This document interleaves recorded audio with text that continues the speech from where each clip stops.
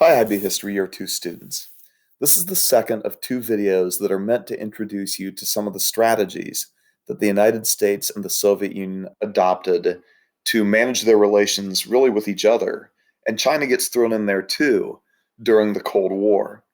And the previous video focused on containment, which was sort of the fundamental strategy of both the Soviet Union and the United States during really the entirety of the Cold War. The United States had developed the policy at the beginning to stop the spread of communism, but the Soviet Union developed and kind of evolved its own version of containment as well. And containment remained the fundamental policy of both the United States and the Soviet for the duration of the Cold War. However, as the Cold War progressed, both sides evolved additional strategies. None of these strategies ever really replaced containment. Containment continued to function for both of them throughout the duration of the Cold War. These additional strategies were sort of supplemental or complementary to containment. And so let us go to the period right after the death of Joseph Stalin in 1953. For a brief period, the Soviet Union was governed by a group of leaders who were known as the collective leadership. They were leaders of the Communist Party, and for a time they governed as a group. But eventually, Nikita Khrushchev emerged to essentially assume the full control of the Soviet Union. He emerged from that group. And even while the collective leadership was still functioning, before Nikita Khrushchev really took over, he was still kind of, for many, the public face of the Soviet Union. And his was a very different public face than that of Joseph Stalin. Quite honestly, a more likable face, one that you could live with. Nikita Khrushchev was a peasant. He was a peasant's peasant. And he did not even attempt to affect the personality of an intellectual the way that Stalin certainly did. For although Stalin grew up in poverty, he attempted at least to give the impression that he was extremely well read, extremely well versed in Marxist ideology. Khrushchev really didn't. He was irascible. He was gregarious. He was a loudmouth. He was impulsive, and as such, he was viewed honestly as a kind of an embarrassment by many of the leading communists in the Soviet Union. But his personality was refreshing to people outside the Soviet Union who felt like they were constantly trying to figure out what was on Joseph Stalin's mind. I mean, Joseph Stalin may have been, at least on the outside, an intellectual, but he was also deeply deceptive and unwilling to share information with anyone, even his most trusted advisors. Whereas with Nikita Khrushchev, you pretty much seemed to know what was on his mind all the time. But this openness was a welcome departure from Joseph Stalin. So, for example, Nikita Khrushchev got into a debate with U.S. Vice President Richard Nixon, whom you see here in the center picture. This was during a sort of a World's Fair that was being held in Moscow. The American exhibit at this World's Fair was sort of a mock-up of a typical American home. And Vice President Nixon gave Khrushchev a tour of this typical American home. And as they were in the kitchen, they began to debate with each other about the relative merits of capitalism and communism. And this became known as the kitchen debate. And Nixon challenged Khrushchev to broadcast the recording of the debate throughout the Soviet Union so everyone could hear it, and Khrushchev did. I mean, that was something that Joseph Stalin would have never allowed to have happen. Khrushchev also became the first leader from Russia or the Soviet Union to tour the United States. Here you see him visiting with some farmers in Iowa. He climbed to the observation deck of the Empire State Building and looked out of one of those little 5-cent, at that time, 5-cent binocular things.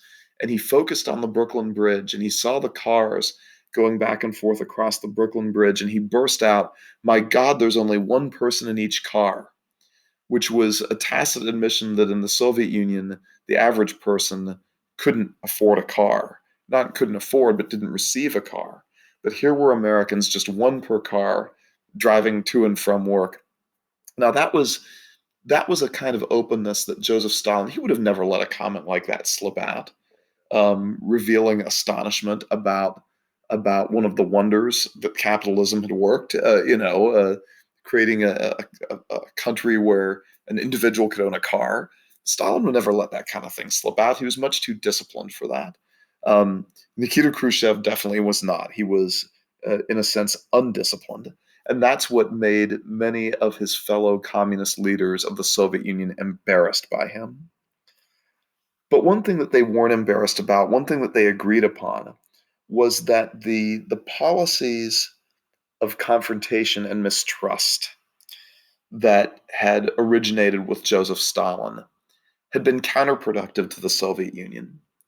They never gave up on Stalin's idea that, and it was an idea, of course, that originated with Marxism and Leninism, that the natural state of affairs between capitalist states was competition and conflict.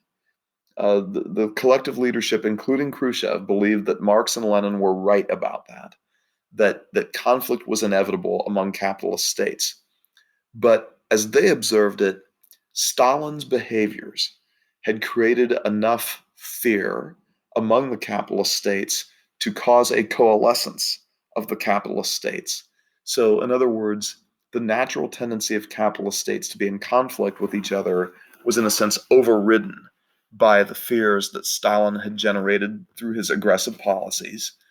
And those fears essentially had mitigated whatever tendencies capitalist states have to be in opposition to each other, and had caused them to coalesce into a new Cold War alliance, and that was in solidarity with each other.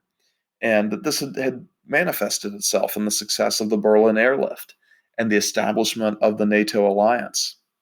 And so now the collective leadership and Khrushchev, as he eventually emerged as the undisputed leader of the Soviet Union, they proposed a new approach to foreign policy, which they called peaceful coexistence. And the idea was that to project the image, at least, that the superpowers could coexist peacefully, and that the Soviet Union would take it upon itself to correct the errors of Stalinist foreign policy in order to make this possible. So the goal was now to engage with the rest of the world, for the Soviet Union to engage constructively with the rest of the world, and particularly with the Western European countries, to engage through increased trade opportunities, to engage through cultural exchanges, such as allowing Soviet academics to take guest lecturer positions at Western universities and guest even residencies at Western universities, to present papers together with Western academics and sit on panels. Also, to send artists, Soviet artists and performers on tours of the Western world. The Soviets hosted a World Youth Conference in Moscow. And Khrushchev even announced a reduction of Soviet conventional forces. So we're talking about troops and tanks here, in Eastern Europe. And even suggested that the communist countries of Eastern Europe would be allowed greater freedom, greater latitude to decide their own path forward in socialism. Until that time, Cominform, which was the new version of Comintern, was had been the arm of the Soviet government whose function was to enforce rigid adherence to a Soviet model of socialism in the Eastern European communist countries. Now Khrushchev suggested that each of those countries could have their own, what he called their own national path to socialism. That is, they could, instead of following strictly the dictates of Cominform and of the Soviet Union, as long as they remained socialist, they could chart their own pathway through socialism. Now that ultimately was rolled back after Hungary attempted to do it, and Imre Nagy basically announced that although Hungary would remain socialist, they would become neutral and would drop out of the Warsaw Pact. And of course, then they crushed. The Soviets went in and crushed the Hungarians and executed Imre Nagy. But and so that concept was eventually set aside. But in general, this is what the policy was meant to be. And the idea here was not simply to promote better relations. There was a more clever geopolitical strategy at work here. The hope was to reduce the sense of being threatened by the Soviet Union. They wanted the Soviet Union to seem less threatening than it had during the Stalin years. And the hope was that if the Soviet Union could change its image with the Western European countries in particular, they would be less fearful, and therefore their tie to the United States, their dependence on the United States for leadership and for defense would begin to break down.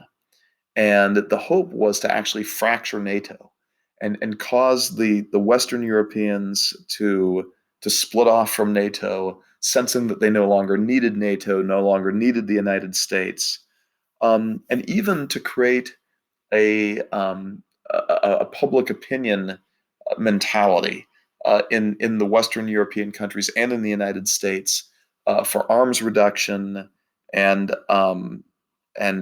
for less aggressive policies toward the Soviet Union. So that was the real premise of peaceful coexistence. On its face, it was simply an effort to reduce tensions between the Soviet Union and the rest of the world and embrace better relations. But in fact, it had a very clever underlying policy or a very clever underlying goal, which was to undermine the impulses that had pushed the Western countries together and try to create an environment in which the fractures between them would begin to appear again. The problem was it was very difficult to promote an attitude of peaceful coexistence when at the same time the nuclear arms race was in full swing. Um, the reality is that the Soviet Union had detonated their first atomic bomb in 1949. The United States had detonated its first hydrogen bomb in 1951. The Soviet Union had detonated its first hydrogen bomb in 1952. These hydrogen bombs were significantly more powerful than the original atomic bombs, and both sides were looking for increasingly effective ways to deliver these weapons. And so it was difficult to promote a policy of peaceful coexistence when both sides were increasingly developing weapons that were lethal on a massive scale and an increasingly massive scale. Now, this time period coincided with the presidency of Dwight D. Eisenhower. And of course, Eisenhower was a military man. He had been the supreme Allied commander in Western Europe during the Second World War. And at first, he had sort of attached himself to a philosophy that was making its way around military thinkers here in the United States. And that philosophy was that nuclear weapons could be used in a limited way. The thinking was that you could use nuclear weapons in war, but only quote unquote on the battlefield. You could use them for strictly military purposes without using them against civilian targets, and that they could be used in a sense tactically rather than strategically. And for a time, Eisenhower tried to buy into that you could use them just like a bullet. A nuclear weapon was like a bullet. It was another tool in the toolbox of the militaries. But over time, Eisenhower changed his perspective. He concluded that as he reflected on his own military experience, that this just wasn't realistic. That once nuclear weapons were used tactically, if they gained one side an advantage on the battlefield, if the other side had them, they would certainly then use them strategically. That is, against cities, rather than lose a war, right? Confronted with the choice of losing a war or turning their nuclear weapons against cities and civilians, countries would give in to the temptation, inevitably, to turn them against cities and civilians. And so, despite starting out with that, trying to follow along with that philosophy that nuclear weapons could be used tactically or in a limited way, Eisenhower completely broke from that philosophy. And given the seriousness of the consequences of a nuclear war, he instructed from that point on the military planners of the United States to put into place arrangements only for waging a full-scale nuclear war against the Soviet Union, to completely abandon whatever thoughts they might have of attempting to wage a limited nuclear war and plan only for a full-scale nuclear war. He he believed that in the end that was the reality of the situation. And he wanted his military planners to understand that and to be forced to confront the consequences of going down the road of nuclear war by dispelling the myth that a limited nuclear war could be fought. He wanted them to accept the reality, the consequences of the decision to employ nuclear weapons in their full horror. Okay. And also, perhaps maybe just as fundamentally, just as importantly, it was believed that the threat of massive retaliation in the event of, let's say, a Soviet nuclear strike against the United States, that the threat of massive retaliation would deter the Soviet Union from launching such an attack. Everybody understood that once a nuclear attack was initiated, there was no turning back. There was nothing you could do to defend yourself against it. Nuclear warheads re-entering the atmosphere are traveling at such a speed and at such a sharp angle, and they're such small targets, relatively speaking, that there was simply no way to defend against them. You couldn't shoot them down with anti-aircraft guns. It's an impossibility. And so the reality is that in order to prevent a nuclear war, in order to protect yourself from nuclear weapons, you have to deter the other side. You have to prevent the other side from launching them. There is no defending yourself from a nuclear attack once the attack has been launched. That's still effectively true today. With all of our modern technology, it was certainly true in the late 1950s with their contemporary technology. So, since there's no way to stop a nuclear attack once it's launched, the only way to protect yourself is to prevent the other side from launching it. And the way that you do that is by making it clear to them that they might start a nuclear war, but they will not survive that war, much less win it. You got to make a nuclear war unwinnable. Um, and in that way, you will deter the other side from initiating one because they will know that they will be destroyed also. This was the principle of mutual assured destruction, MAD, mutual assured destruction. And the policy, the strategy was known as nuclear deterrence, that you could deter the other side from launching a nuclear weapon through the threat of massive retaliation using your own nuclear weapons. And ultimately, both sides adopted the policy of nuclear deterrence or the strategy of nuclear deterrence. The United States was attempting to deter the Soviet Union from launching an attack against us. We were attempting to deter the Soviet Union from launching a, I'm sorry, they were attempting to deter, the Soviets were attempting to deter the United States from launching an attack against them. And it's a hell of a way to keep the peace. It's a scary way to keep the peace.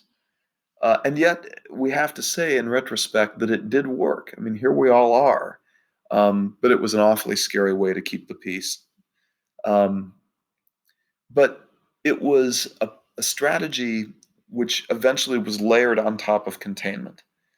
Because, after all, especially after Sputnik, after the Soviets launched Sputnik and demonstrated the capacity of launching an ICBM, intercontinental ballistic missile, there was a realization on the part of Americans it doesn't matter whether you stop the spread of communism into other countries. I mean, it does, but in terms of the security of the United States cannot secure itself just by stopping the spread of communism into other countries. because the Soviets could launch a nuclear attack that could destroy every city in the United States from their own territory now, and vice versa for the Soviets. Similarly, holding on to Eastern Europe as a shield against future invasion was no longer sufficient to secure the Soviet Union, because the United States could similarly launch an attack that would destroy all of their cities without leaving their own territory. And so the two sides did not abandon containment, but they added nuclear deterrence as an additional strategy that was necessary on top of containment to secure themselves in the age of nuclear war or potential nuclear war. Now, having said that, both sides also began to realize that if the threat of nuclear war was powerful enough to prevent a nuclear war, then the threat of nuclear war might also be powerful enough to achieve other objectives. In other words, by threatening the other side with nuclear war, you might be able to gain concessions from them in negotiations, which is extremely irresponsible approach to international relations, I think. As scary as it is to think that we were keeping the peace by threatening each other with nuclear annihilation, it's even scarier to think that we were trying to gain an upper hand on each other in negotiations by threatening each other with nuclear annihilation. The man who probably initiated this policy, or who came up with it first, at least here in the United States, was President Eisenhower's Secretary of State, John Foster Dulles. So essentially, he saw the threat of nuclear war as a weapon in and of itself, and a tool that could be used to gain an advantage in negotiations. So the idea was, what he wanted to do was approach both the Soviet Union and China from a more aggressive posture, and being prepared to threaten them with nuclear war in order to gain, in order to get sort of what we wanted from them, to gain concessions from them. And so, for example, President Eisenhower had been elected in 1952. President Truman had chosen not to run for re-election that year, although he was eligible to do so. But the Korean War had sunk into a stalemate along the 38th parallel. And President, or I guess at that time still, you would have called him General Eisenhower, candidate Eisenhower, pledged that if elected, he would go to Korea and negotiate a ceasefire to bring an end to the Korean War. He was elected president. He was inaugurated in 1953. And that year, he did go to Korea. And somewhere along the lines, he managed to persuade the North Koreans and Chinese to begin negotiations for a ceasefire.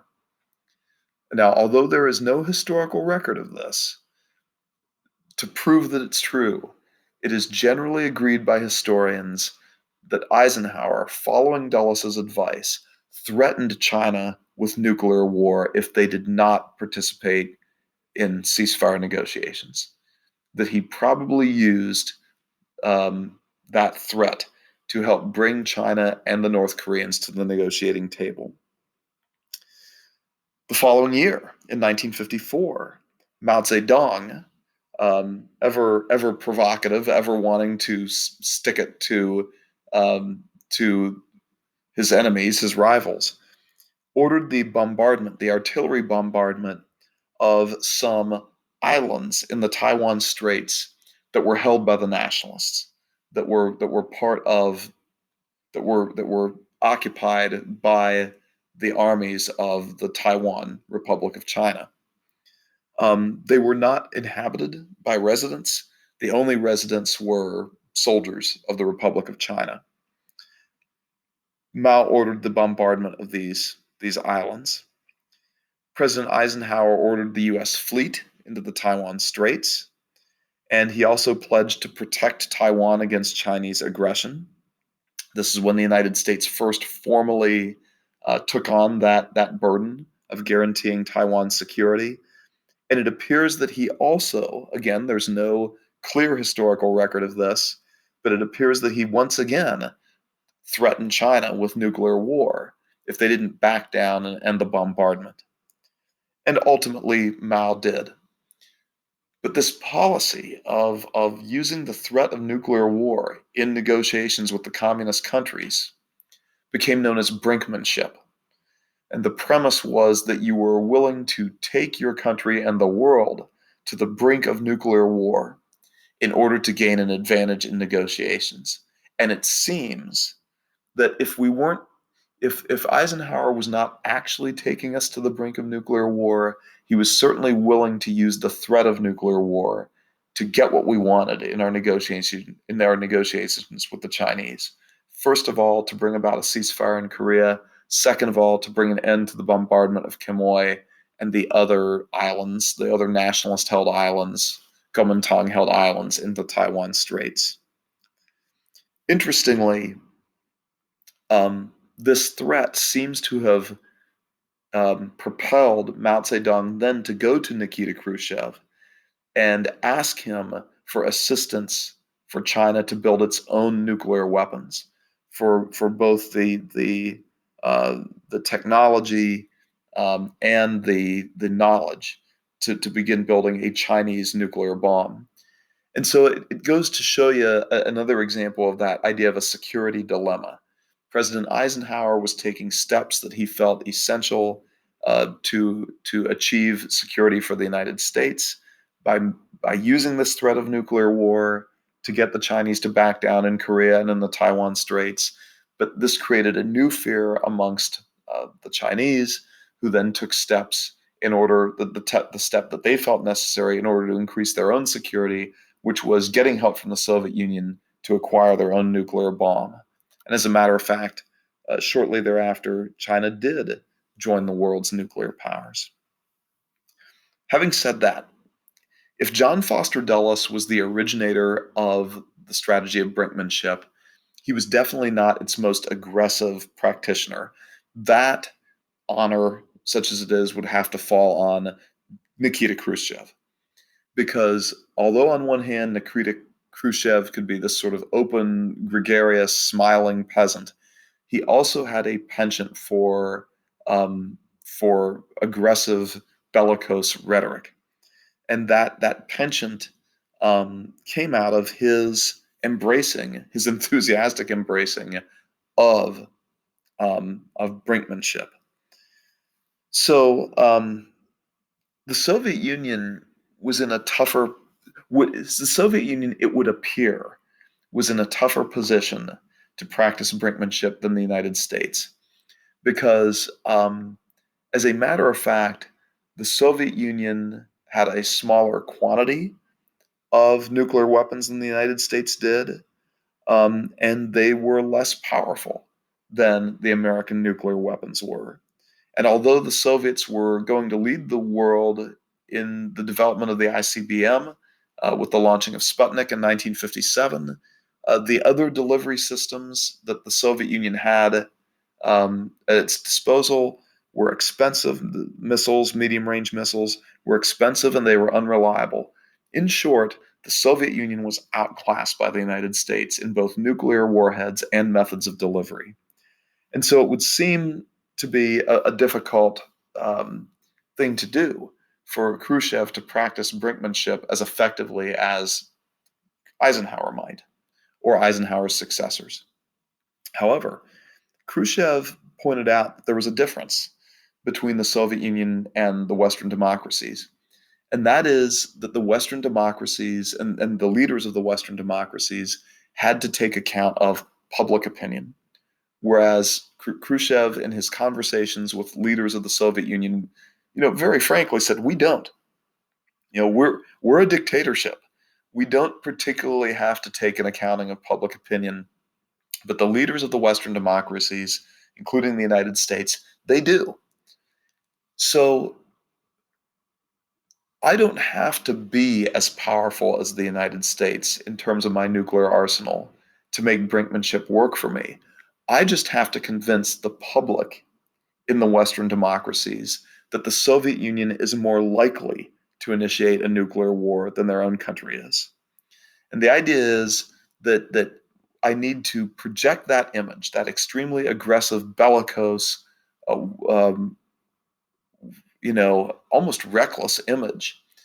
And the hope was that that would generate fear in the public of the United States and of the Western European countries, and that the public would then put pressure on their leaders to make concessions to the Soviet Union in order to avoid war with the Soviet Union.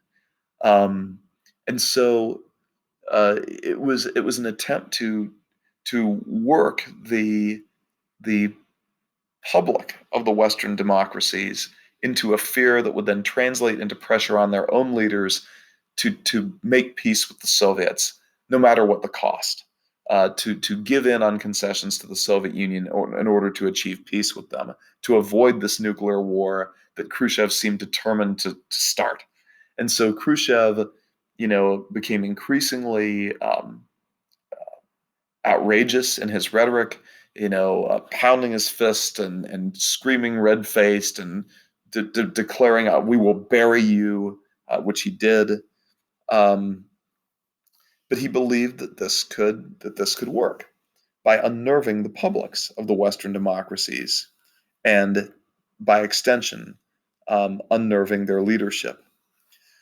So in 1956, there was a crisis in the Middle East, and the long and short of it is this: the Suez Canal, which connects the Mediterranean Sea with the Red Sea, was strategically very important, economically very important to Britain and France. Britain and France jointly owned and operated the canal.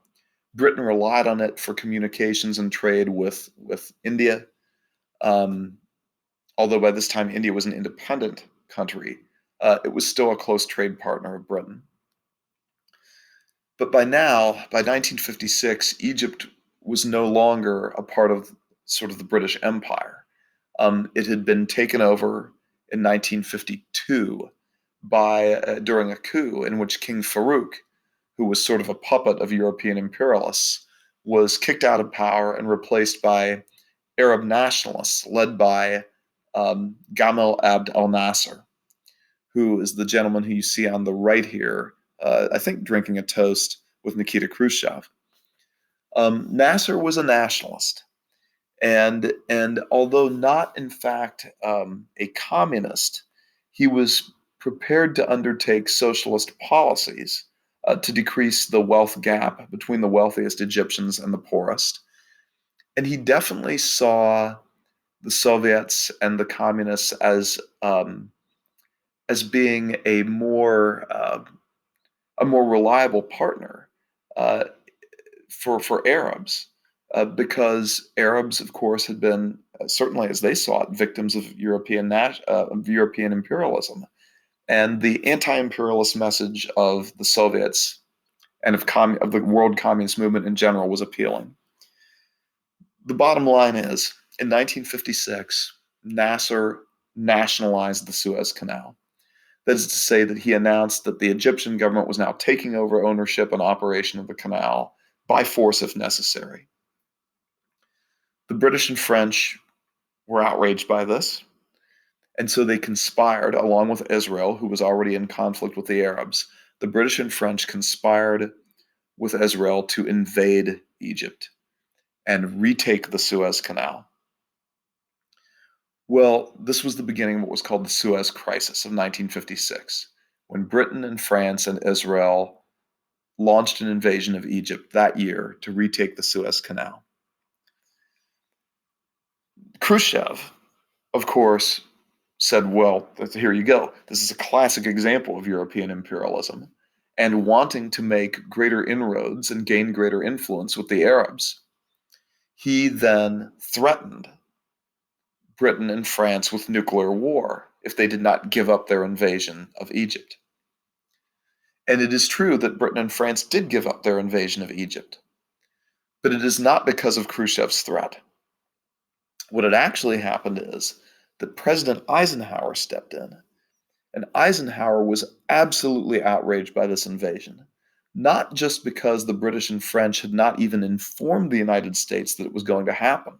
They'd gone completely behind the US's back, but more importantly, because Stalin understood the geopolitical strategy at work here.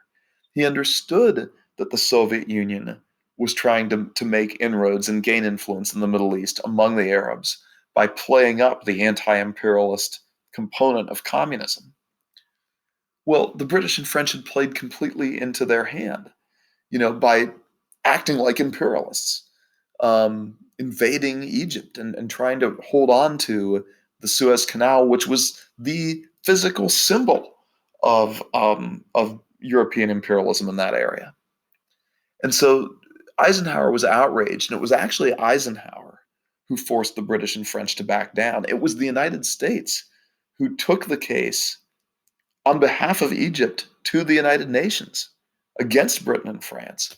And so the British and French, they did back down. But it wasn't because of Khrushchev's threat of nuclear war. It was because Eisenhower forced it to happen. But Khrushchev interpreted it to be a success, a successful employment, a successful practice of brinkmanship. He interpreted it to be his threat of nuclear war that had succeeded in this case.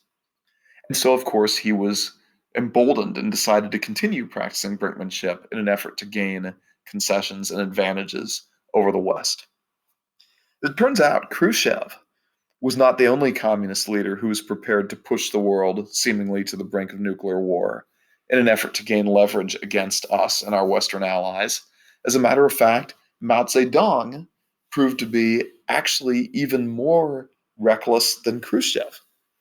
So in 1958, Mao once again ordered the artillery bombardment of the nationalist-controlled island of Quemoy and others in the Taiwan Straits. And in communications with Khrushchev, Mao indicated that this was a deliberate effort to provoke Taiwan and the United States into war. And Mao even suggested that it would not be such a bad thing if this war escalated to a nuclear war, or at least if the threat of nuclear war became communicated during this time. Because one possibility would be that the Soviet Union and China would threaten nuclear war with the United States, and the United States would back down. And that would be a victory for the communists and demonstrate the United States' unwillingness to follow through with a nuclear war. Or there would be a nuclear exchange, and in Mao's calculation of it, the communists would come out for the better, because it would significantly reduce the United States' influence in the world if a nuclear war happened. That the United States would no longer be able to project its power in an imperialistic way. So, so Mao basically suggested that his bombardment of Quemoy the second time around, after the United States had already said that we were going to stand up to defend Taiwan, was actually a deliberate provocation of the United States in an attempt to start a war, maybe even a nuclear war. Well, Khrushchev was horrified. Like, it was one thing to verbally threaten nuclear war without any intention of actually starting one, right? But what Mao was doing here, admittedly, in Mao's own words, was to try to provoke one. And Khrushchev accused him of being recklessness, which I think is probably of being quite reckless, which I think is correct. Because in particular, because Khrushchev knew, and perhaps Mao did not know, that the Soviet Union was actually quite far behind the United States, as I mentioned before, in terms of their nuclear weapons. So Mao, having been accused of recklessness, now accused Khrushchev and the Soviets of being cowards, essentially, of not being willing to do what it takes to stand up to Western imperialism. And they also, Mao once again also accused Khrushchev of acting in an imperialist manner, trying to dictate foreign policy to China. And so this growing rift between Mao and Khrushchev, between China and the Soviet Union, which would, within a matter of years, lead even to a small shooting war along their borders, was partially brought about by a disagreement between the two of them of how to properly practice brinkmanship. Incidentally, the Soviets shortly thereafter cut off their additional support of China's nuclear bomb program. It was too late to prevent China from getting a nuclear bomb, but the Soviets did end their support for the program. Now, however unnerved Khrushchev was by Mao, it was not enough to convince him that brinkmanship was a bad policy. And so, emboldened by his apparent success in the Suez Crisis, and perhaps also chafed by Mao's criticism and of him not being willing to do what it takes to stick it to the Americans, and also Mao's efforts to perhaps wrestle from him um, the mantle of being the leader of world communism. Um, Khrushchev seemed as determined as ever, maybe more determined than ever, to aggressively pursue brinkmanship as a strategy in gaining concessions from the United States. In 1961, Khrushchev joined the newly inaugurated President John F. Kennedy in Vienna, capital of Austria, for a summit meeting. And this summit meeting took place shortly after the failed Bay of Pigs invasion in Cuba, which was a real humiliation for President Kennedy and the United States. And it was in this environment that Khrushchev met with Kennedy. In Khrushchev's estimation, Kennedy was certainly inexperienced and probably indecisive. And Khrushchev was determined to use brinkmanship to rattle this young and inexperienced and indecisive president with the threat of nuclear war. And the issue over which he decided to threaten President Kennedy was Berlin. He told President Kennedy that if the United States and the Western Allies did not give up West Berlin and allow it to be absorbed into East Germany, that there would be war. The East Germans were losing thousands of people every day into West Berlin. They were escaping into West Berlin to escape from communist East Germany. There was no barrier preventing them from doing so.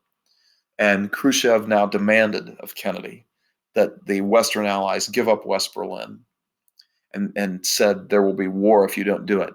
And to his credit, Kennedy didn't flinch, and he said, well then, Mr. Chairman, there will be war. And yet, despite Kennedy's bold refusal to back down at Vienna, then later that year, when the Soviet Union authorized and East Germany built the Berlin Wall in an effort to cut off West Berlin from the rest of East Germany and prevent East Germans from escaping into West Berlin, the United States did not respond. The United States did not make an effort to stop it from happening. And so Khrushchev interpreted that as another example of the success of brinkmanship. And perhaps that example is what led those two examples of success in brinkmanship, the Suez Crisis and the construction of the Berlin Wall without interference by the US, is what led Khrushchev to maybe overestimate what he could accomplish through brinkmanship. And it led perhaps to hubris and ultimately to his undoing when he went too far and he placed offensive Soviet missiles on the island of Cuba, leading to what was known as the Cuban Missile Crisis. So Cuba had had its own revolution in 1959, in which a group of rebels led by Fidel Castro had overthrown the Batista family that had ruled Cuba for decades. And at first, the United States had believed that perhaps this was a good thing, and even made overtures to Castro, hoping that he could sort of be on our side. But Castro was a communist, and very quickly he declared himself such, and instead was reaching out to Khrushchev and the Soviet Union for partnership. The United States thus began plans to try to oust him from power, and that failed Bay of Pigs invasion was an outgrowth of that. Castro was now, of course, convinced that the United States was out to get him, which we were, and he asked for Khrushchev to place offensive nuclear missiles in Cuba as a deterrent to a future American invasion. And Khrushchev decided to do so, to move forward with that. But the Soviets were discovered. U-2 spy planes flying over Cuba produced dozens of photos documenting the construction of Soviet offensive missile sites in Cuba. And President Kennedy decided to respond to this by ordering a blockade, a naval and air blockade of Cuba. They didn't call it a blockade because a blockade is an act of war. They called it a quarantine. And they basically stated that the president stated that until the Soviets removed their missiles from Cuba, no ships would be allowed to enter the waters around Cuba, that they would be stopped by the U.S. Navy. And this led to a very tense period of days, 13 days, a very tense 13 days in October of 1962. And there were moments when it seemed the world was coming to the truly to the brink of nuclear war. This was not words, this was reality. One moment happened when Soviet cargo ships approached the blockade, the quarantine, shadowed by submerged Soviet attack submarines. Ultimately, that moment of tension ended when the Soviet submarines peeled off and the ship submitted itself to boarding and inspection. And when it was determined that there were no missile parts on board the ship, it was allowed to continue on through. Shortly thereafter, a U-2 spy plane was shot down over Cuba and its pilot killed, shot down by Soviet surface-to-air missiles. Either of these incidents had the potential to tumble the two countries and the world into nuclear war. The countries truly were at the brink. And yet, the US government and the Soviet government, Kennedy and Khrushchev personally, continued to talk to each other through both official and unofficial diplomatic channels. And despite coming as close as ever to nuclear war, a deal was reached in which the Soviet Union agreed to remove their missiles in exchange for a public promise by President Kennedy that the United States would not invade Cuba. And this was accompanied by a private promise that the United States would remove Jupiter missiles from Turkey, which we were actually planning to do anyway because they were becoming obsolete. Now, despite these concessions, Khrushchev was very harshly criticized by the other leaders of the Soviet Communist Party. He had, in fact, pushed the world to the brink of nuclear war. And what the Soviet Union got to show for it was not much. Despite the face-saving gestures of this American promise not to invade Cuba and to remove these Jupiter missiles from Turkey, it was the Soviet Union that publicly had to back down from what they were doing in removing these missiles from Cuba. And most Soviet leaders felt that this was a humiliation to the Soviet Union. That Khrushchev had truly and in fact pushed the world to the brink of nuclear war. And what he had gotten out of it was humiliation for the Soviet Union and concessions that weren't that valuable relative to that humiliation. And so Khrushchev was removed from power and forced into retirement. He's the only Soviet leader to survive the end of his reign and actually have a retirement. Mikhail Gorbachev, I guess you could say, did, although at the time that he retired, he also dissolved the Soviet Union. So I don't know how you count that one. But Khrushchev did not survive what was perceived as his worst blunder in instigating the Cuban Missile Crisis. He did not survive in power, anyway. And both sides, having stared down the abyss of nuclear war, were forced into a state of reassessment of whether brinkmanship was really an appropriate way to deal with each other, whether the gains that could be achieved through the threat of nuclear war were worth the danger that one of these threats would eventually produce a nuclear war.